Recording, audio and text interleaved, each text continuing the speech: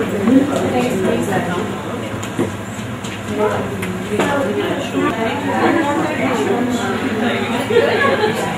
I have the a group of children, maybe three, big table, just and they just very involved. So I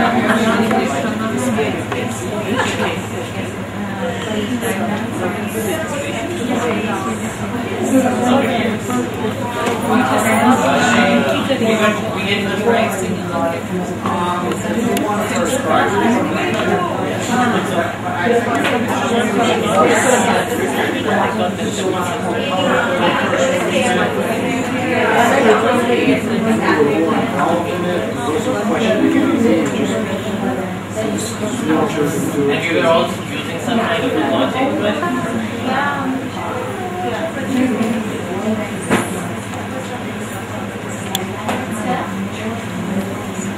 certainly a little bit more colorful. You enjoyed it more. There was more involvement. Yes. Working with children. Really focused, very busy and doing this. IQ development. I used to do 3 mornings a week. Just one of their favorite activities. I don't know how easy it is for you to get paint the bottles. But if you could. It's not a problem for us, but for 3 plus it's definitely Yeah. 3 plus it's not the license. We used to oil paints. Because then, we put it on a piece of paper.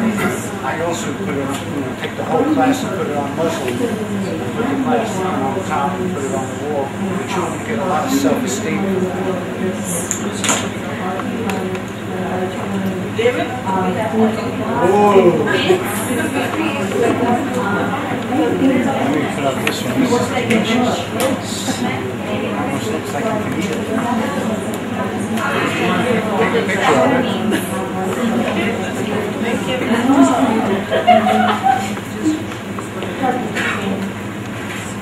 Just one more. Happens when we're children that spoil us about our creativity is what one would call an introject. Somebody introduces an idea into your head.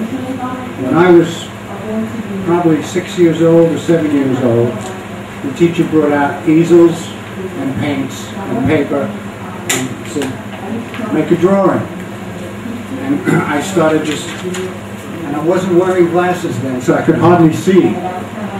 So I had that disability, and the teacher came up when I finished and said, David, put the paints away. Your work is extremely primitive. Let somebody who knows how to use the paint, use the paint. And so, for most of my life, I didn't think I was creative with paint.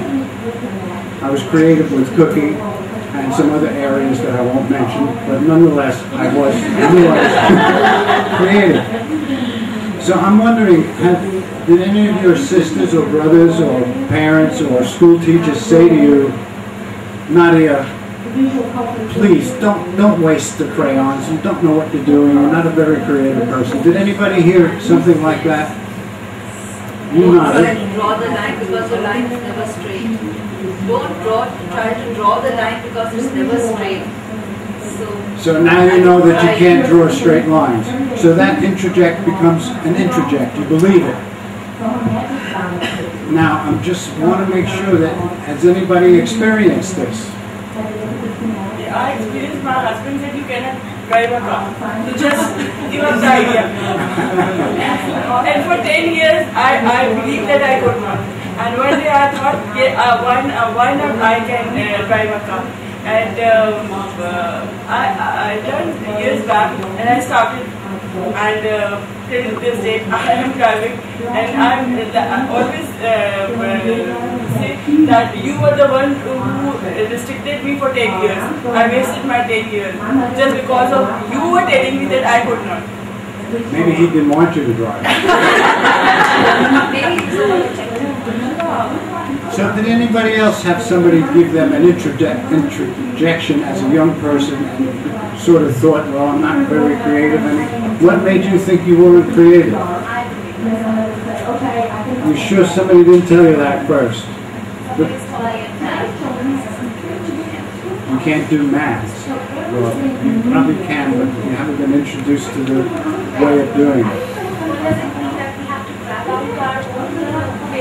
I can't hear. The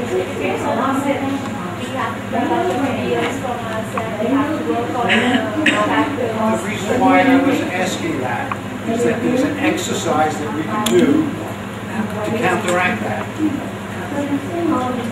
And what I would ask you to do, but it's up to you because it's only for your own healing to do this. Let's see what this is. Because it would be very difficult to put a large piece of paper for each person to use on the table. But the exercise would be to draw a large picture of the person that said the interjection. Like a picture of your husband, and then you would put a little picture of yourself on the bottom. And you would draw what the person said. You're no good at maths. Alright? So then you have this experience of seeing no good at maths, and there's your little face at the bottom. Now, to counteract that, you turn the paper over and draw a picture of yourself, and then a little picture of the person that said that, and you answer back saying, I'm very good at maths, or I'm very good at driving, or I'm very, very good at drawing straight lines. And that'll cure it. And I think in any area of your life where you have that feeling because you've been told you can't really do that very well, a way to counteract that is to experience it by doing it on paper. It actually works. It's a way of transforming yourself into who you really want to be and who you really are. I was told in high school, after taking Algebra 1 3 times, David, you have to change from an academic diploma to a general diploma because you can't pass algebra. Right? So I was convinced that I'm no good at maths. That was, I was 15 years old. When I was 24, I was working for a corporation and they were considering me for an executive position, so they sent me to Philadelphia for 2 days for a battery of IQ tests. The bottom line on the results was mathematical calculations above superior. But I didn't know it because I'm bad at algebra. But I'm actually very good at maths. In fact, I don't use paper, I don't use a computer, I just use my head. So I'm sure all of you have experienced this to some extent with your creativity. Now there's a woman by the name of Clarissa Piccola Estes, and she wrote a book called Women Who Run with Wolves. Some of you might have heard of it. But the woman has a master's degree in world mythology. So every culture that has a mythology, this woman is a specialist on. And she particularly focused on creativity in all cultures. And her summation is that creativity exists in us like a burning ember. And so all it really needs is a little fanning, a little air, and it will ignite. And it will reach a peak. And it also, well, I say a zenith, but then it goes down and it comes up again. It needs a recharging. One of the ways of fueling that is through play. Play is the fuel for the imagination as well as the creativity. Because I started this off with you putting masks on, and you all started giggling and having fun, and hopefully getting you out of your head, out of your mind, because it's the mind that's always blocking you. So when I got this request to do a workshop, out of minds, learning to be creative, I like the outer mind thing, but I said learning to be creative. You are creative, you just have to learn how to get in touch with that. It's not like going to get art lessons, it's a matter of finding what medium can you express your creativity. Could it be doing hair, makeup, dresses? I mean, there's so many different ways of expressing creativity. You can't be creative in all areas. I always admire an artist's lifestyle, and I moved to Woodstock, New York. David, all over town, I was a celebrity. If I go back today, they go, there goes Michael David. You know, and it made me quite famous, and it gave me a lot of self-esteem because it was only me. People would say, you know, you're amazing, man. All these pastries and biscuits and whatnot. And I said, well, you know, it's just me. And it's a good feeling to do that. And it was an expression of my creativity. In fact, I'm well known as a good cook. Now, is there anybody here who has a reputation for a particular area of creativity? Somebody here must be great at doing makeup, that's for sure. Because I'm very familiar with the Pakistan culture, especially in Lahore, with all these signs, all these people are making a lot of money selling and doing up faces. And there's so many pretty faces. The same thing with the dressing. Yeah? So, do you feel better about you being creative at all? Where I had Tibetan singing bowls. But I wanted to show you some links and some places where he did what I did. How many of you do not have any computer at all of these things? And okay, well, just do it. Now, one of the things that I think you have to start with, you start integrating art and science. That's how you have to start with is the word right away. And earlier I passed this around and some of you had felt the vibration. If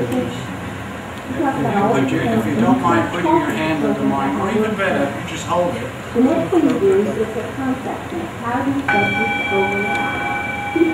And when I work with children, children learn quite quickly that not only do you see sound, but you can feel sound. You can hear sound and feel sound. Quite strong by people. Yes, how far do you feel it? Yes. It goes all the way up. With children, it's their whole body. Yes, so if you keep your hand open, it vibrates more. Pass it.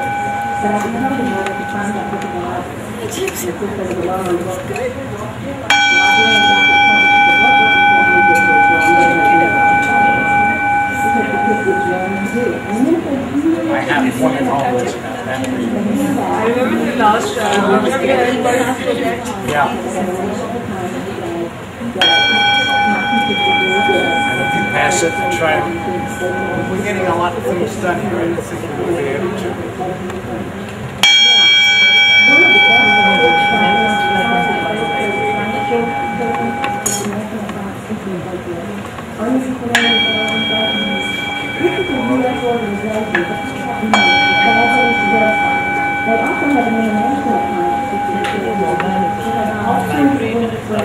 And as soon as you touch it, obviously it will stop.